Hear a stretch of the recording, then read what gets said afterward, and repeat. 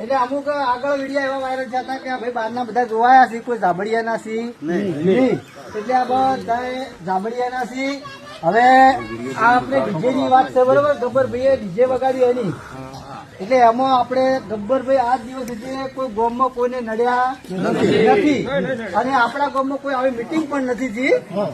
આપણા ગામમાં કોઈ મીટિંગ નથી થઈ, અને કદાચ એની કોઈ ભૂલ થઈ હોય તો કહેવાનો મતલબ કે પેલા ગામને સોલ્યુશન કરવું નથી. આ 4-5 જણા જે ગામના છે એમને ખબર છે, એમનું એક ષડયંત્ર છે મને નેચા દેખાડવાનું, મને પાડવાનું. બરાબર.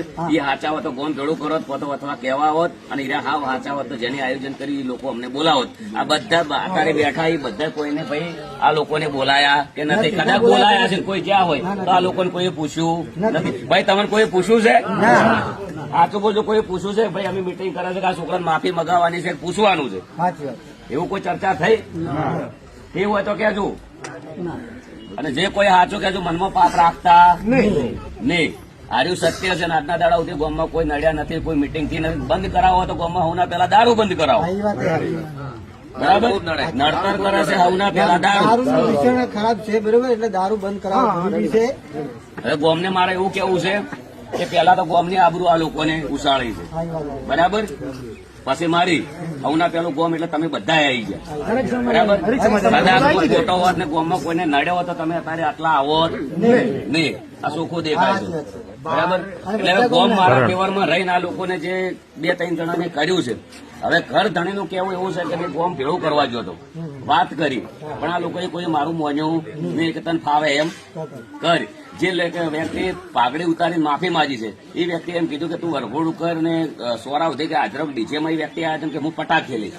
હવે એ વ્યક્તિને મારા ઘેર 15 વર્ષથી કોઈ દાડો ચા પાયો નથી. બરાબર. કદાચ માફી માંગે તો અમારા વડીલ લોકો તો અમે માગીએ, ભૂલ કરીએ. બરાબર. આ સત્ય છે. તો આ એક નેચું દેખાડાની વાત છે ને એક હારેલો સરપંચ છે અમારા ગામમાં.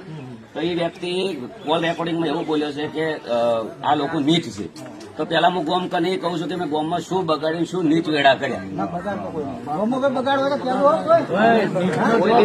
ચલો મારી વાત છોડો.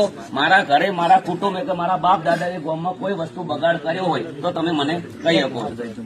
બરાબર. ગોમ રાજા છે, ગોમ કરાઈ. હા, એક વાત છે. હવના પેલા હું ગુનેગાર હોય તો ગોમ આવત, ગોમના કેવું હું ના મોન્યો હોય અને ગોમને કહી દીધું ભાઈ કે તમારે જે કરવું એ કરો તો તમે બહારના બોલાવી શકો, અથવા બહારના બોલાવા છતાં આ લોકોને મિટિંગ કરી. એ અમારું ક્ષેત્ર હતું, અમારા કુટુંબ, એટલે અમારું. બરાબર. તો એ જગ્યાએ અમને મિટિંગ કરી. બરાબર. કદાચ મારા અંદર પાપ હોત તો હું જતો રહ્યો હોત બાદ. બરાબર. અને તો હું મિટિંગ બી ના કરવા છે, મંડપ શું કેમ વધવા.